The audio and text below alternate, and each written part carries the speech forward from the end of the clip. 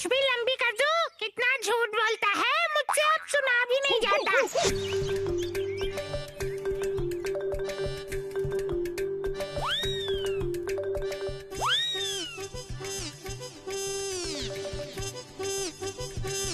जरूर ये भूतू ने किया होगा।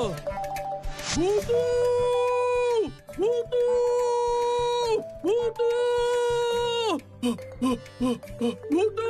एक बढ़िया खबर लेकर आया हूँ। क्या खबर है गोलू? क्या खबर है? गंगूराम की नाक पर सब लोग चद्दर, कंबल, साड़ी और साथ में बाकी कपड़े भी सुखा रहे हैं। क्या? क्यों? हरिया कबीराज ने कहा है कि नाक पर ज्यादा वजन रखने से उसकी नाक गिर सकती है।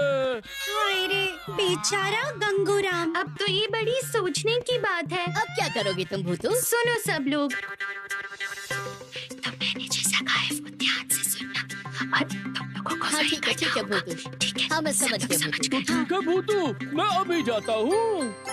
अब चलो, हम सब लोग तालपुकुर घाट पे चलते हैं। एक योजना के ऊपर दूसरी योजना।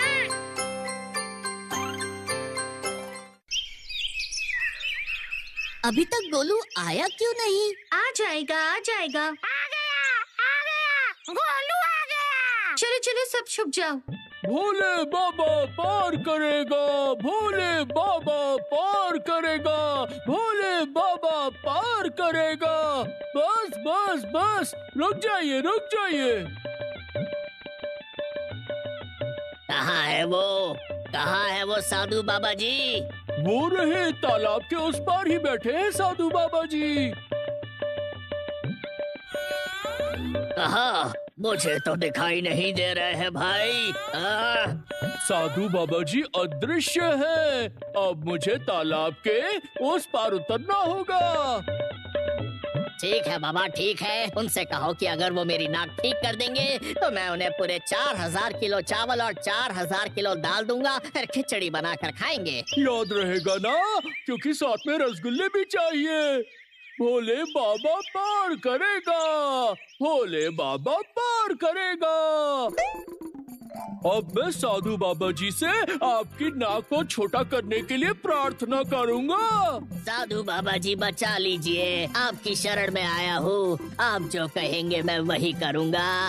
मेरी नाक ठीक कर दीजिए बाबा जी। तो अब बताओ, मुन्नी ने तुम्हें कितने लिफाफे दिए थे? अरे ये क्या मुसीबत है, ये कहाँ फंस गया मैं। 500 दी थी बाबा। जय जय साधु बाबा की जय, जय साधु बाबा की जय। तुम्हारी जमीन किसने जोती थी? ये मतलब रामकृष्ण ने। उन लोगों को पैसे कब दोगे? अभी वापस दे दूंगा अभी। पर ये तो पूरी तरह से ठीक नहीं हुई है बाबा जी। अभी तो पूरी नाक ठीक नहीं हुई है मेरी। कब ठीक होगी मेरी नाक? कब ठीक होगी मेरी नाक? होगी होगी। पहले जितनों से आपने झूठ बोला था सबसे माफी मांगिए, अपनी गलती मानिए पहले। अरे ये क्या मुसीबत है, सब तो मुझे याद भी नहीं है। पर मैंने हरीश बाबू की लड़की की शादी में 10 किलो दाल के बदले 6 किलो दाल ही दी थी। और दुकान के कर्मचारी उसकी पगार न देकर झूठ मूठ का बहाना बनाया था। कालू पंडित मेरी दुकान से चीनी खरीदता था, उसने 5 किलो चीनी खरीदी थी, पर मैंने खाते में 15 किलो लिख दिया था। तुम तो जैसे कोई एक झूठ नहीं बल्कि 1000 झूठ बोलते हो। अभी तो और कुछ याद नहीं आ रहा है मुझे। अरे नहीं, बोलता हूँ सब कुछ बोलता हूँ मैं। अब आपको सारे बोले हुए झूठ का पर्दाफाश करना होगा।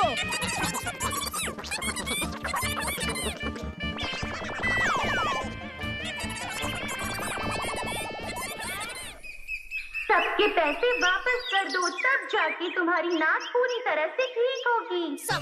समझ गया बाबा जी। मैं अभी जाकर सबके पैसे वापस लौटा देता हूँ। अब याद रखना, फिर लोगों को ठगा या झूठ बोला तो तुम्हारी नाक जिंदगी भर के लिए बड़ी हो जाएगी और तुम कुछ नहीं कर पाओगे।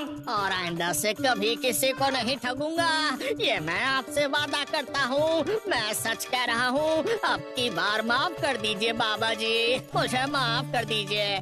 ठीक है तो फिर अब जाओ और इस बात को याद रखना। जरूर रहेगा, बिल्कुल रहेगा, हमेशा रहेगा। जय माँ काली, जय साधु बाबा जी की। ये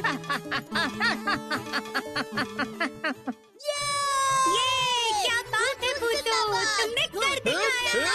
ये भूतो, भूतो जिंदाबाद। लोगों को ठगना, लोगों से झूठ बोलना बिल्कुल भी अच्छी बात नहीं है। क्यों?